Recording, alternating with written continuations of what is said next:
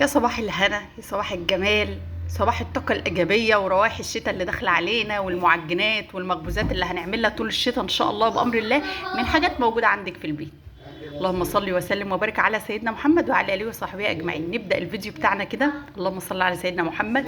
القرص الطرية الفلاحي التحفة. أول حاجة يا ست الكل، حطي لي لايك وتعليق حلو كده من قلبك، اللي عليكم شجعوني بالتعليق واللايك وتفرجوا الفيديو للاخر. دي انا كنت حشيها جبنه، طعمها في حته تانية، طعمها تحفه. تعالوا بقى نشوف المكونات بتاع القرص الطريه الفلاحي كده بتاعت امي وامك، جدتي وجدتك. القرص ديت مش هنستغنى عنها. انا عندي كوبايه ونص لبن، كوبايه ونص من لبن. حطيت في النص ده معلقه سكر ومعلقه خميره كبيره، وسبتهم عشان بس اضمن جوده الخميره، وغطيتها لحد ما انخل الدقيق اللي قدامي ده. الدقيق اصلا زي الفل وحلو من غير نخيل، بس انا قلت حبيت اكد عليه فنخلته. انا كنت هعمل، مش هعمل الدقيق كله. لقيت عندي السمنه انا صبها بزياده، صبيت كوبايه زي اللبن اللي قدامك دي سمنه، وحطيت عليها 3 معالق زيت، يعني يعتبر كوبايه وربع سمنه على زيت.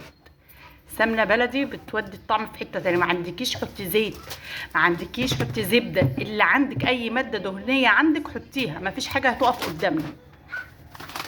خلاص حطيت كده بقيت الدقيق نخلته. الدقيق موجود عندنا في البيت، اللبن ان شاء الله بيكون موجود عندنا، الخميره سهل تجيبيها، الماده الدهنيه اي ماده دهنيه عندك اكيد ما بتستغنيش عنها، يا زيت يا سمنه يا زبده، اي نوع عندك. هنا بقول لكم الترابيزه والله نضيفه وزي الفل، وبستخدمها للعجن ما بيتحطش عليها اي حاجه تانية، ولا مواعين وسخه ولا اي حاجه. حطيت هنا معلقه ملح صغيره و3 معالق من السكر. المعلقه دي صغيره جدا، فالمعلقه باينه كبيره، لا هي المعلقه صغيره. معلقه ملح و3 معالق سكر، واقلبهم كده في قلب بعض. نسيت اقول لكم، عندك بيكنج باودر حطي، ما عندكيش ما فيش اي مشكله. كده كده لما تسيبيها ترفع او ترتاح هترفع معاكي. حطيت هنا السمنه. الطريقه دي قريبه شويه من طريقه الكحك، بس هي سهله جدا وبتطلع طعمها تحفه كده، والسمنه باينه فيها وجمالها باين. فانا حطيت السمنه على الدقيق والحاجات اللي عندي، وقعدت ابس فيها، افرك فيها او تبسيها زي عجينه الكحك كده. يعني ايه تبسيها؟ يعني تخلي السمنه تدخل في كل ذره دقيق عندك. السمنه كده اتغلفت بكل الدقيق، الدقيق اتغلف بكل السمنه اللي قدامنا ده. مش هتاخد 5 دقايق، هتلاقي حتى ناعمه في ايدك خلاص، والسمنه دخلت في كل الدقيق خلاص. انزلي بقى بالخميره. الخميره هي اتفورت وزي الفل، يعني نضيفه. خلاص نزلت بالخميره، وهنزل تاني بكوبايه اللبن اللي قدامكم دي. ولا حطيت، هي خدت الكوبايه ونص دول، ولا حطيت معلقه زياده ولا معلقه ناقصه ولا اي حاجه. هي خدت بالظبط الكوبايه ونص اللي قدامكم ده. ده قد ايه يا ناهد؟ ده كيلو وربع دقيق. في ناس بتحب تزود المقادير شويه، كيلو الا ربع. في ناس بتحب تزود المقادير شويه، في ناس بتحب تقلل المقادير شويه، على حسب حبك للقرص بتبقى عامله ازاي. انا حباها يكون السمنه باينه فيها شويه.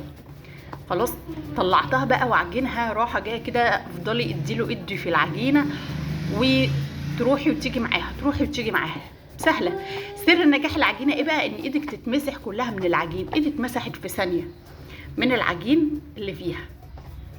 ما شاء الله العجينه كانت طريه طراوه وسهله جدا جدا جدا معاكي في العجن. انا كنت عايزه اقعد طول النهار اعجن فيها من كتر حلاوتها ومن كتر طراوتها. بقول لكم دي السكاكين مقطعه ايدي والله، السكينه. مفيش مانع نشرب بق قهوه. هي ورانا يا ناهد. ايوه وراكوا في كل حته. اسمعي الفيديو الاخر وشجعيني بتعليق حلو او لايك عشان انا اقدر اكمل. خلاص حطيت العجينه هنا، هترتاح من 10 لربع ساعه، مش اكتر من كده، مش هتاخد اكتر من كده. وغطيتها وسبتها حوالي ربع ساعه، ورجعت لها تاني. رجعت لها كانت ارتاحت ونفخت كده شويه. انزلها بقى واقطعها على حسب ما تحبي. العجينه دي على فكره ممكن تعمليها باتيه، ممكن تعمليها الكرواسو، مش الكرواسو قوي، يعني عجينه الباتيه. انا هنا هعمل لها قرص الفلاحي خالص. الطريقه دي طريقه امي، الله يمسها بالخير يا رب ويديها الصحه ويحفظها هي وابويا وكل امهاتنا يا رب العالمين. خلاص قطعتها بحجم كده اكبر من حجم البيضه شويه، ولا هي كبيره قوي ولا هي صغيره قوي. هقطعهم كلهم وارصهم، وباجي افرد العجينه او ابططها هبدا باول واحده انا قطعتها او انا دورتها اهو، دورتها بايدي، هبدا بيها تكون خلاص رفعت وبقت زي الفل كده تمام. نكمل العجينه كلها كده مع بعض.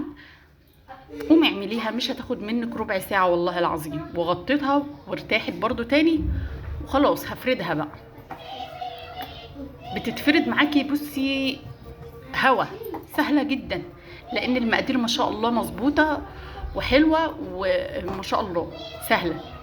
قومي اعمليها، مش هتاخد في ايدك ربع ساعه اقسم بالله، والله ما هتاخد ربع ساعه. كل ده انا عملته بس سبتها ترتاح وقعدت انما هي سهله جدا، ولا بتتعب ولا متعبه ولا فيها اي حاجه. وبتفرديها سهل كده بايدك.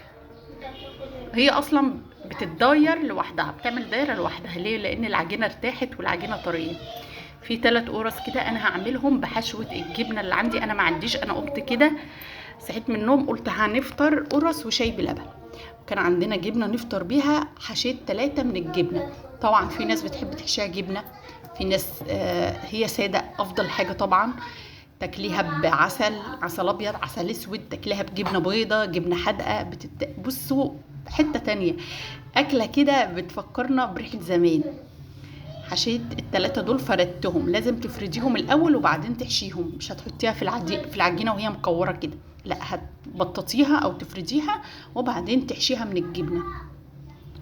تحشيها عجوه ماشي، جبنه ماشي، تعمليها ساده ماشي، في كل الطرق حلوه. واسيب ال3 دول كده على جنب 5 دقايق عقبال ما افرد الباقي وهرجع لهم تاني. ما تستعجليش على العجين، دول بقول لكم 3 بس. ما تستعجليش على العجين، ما تبططيش او تفردي اول ما تعجني. ما تقوليش انا مستعجله، خلي كل حاجه تاخد وقتها. هي مش هترتاح اكتر من 10 دقايق، سيبيها ترتاح. هنا كنت دخلتها الفرن طبعا على الرف اللي تحت خالص، وقت الشعله اللي تحت وسبتها، وفي الاخر خالص بولع العين اللي فوق اللي هي الشوايه اللي فوق. شايفين اللون من فوق وتحت تحفه والله العظيم. اللهم بارك، دي اتلسعت سيكه، انما بقيه القرص تحفه اللهم بارك. ما خدتش وقت، تفطري بيها، تتعشي بيها، ممكن تتغدي بيها بجبنه حادقه مع طماطمايه، تفطري بيها مع شاي بلبن. بقول لكم ديت اللي فيها الجبنه تحفه. وصلت لحد هنا يا ست الكل، اعملي لي لايك وكومنت حلو من قلبك.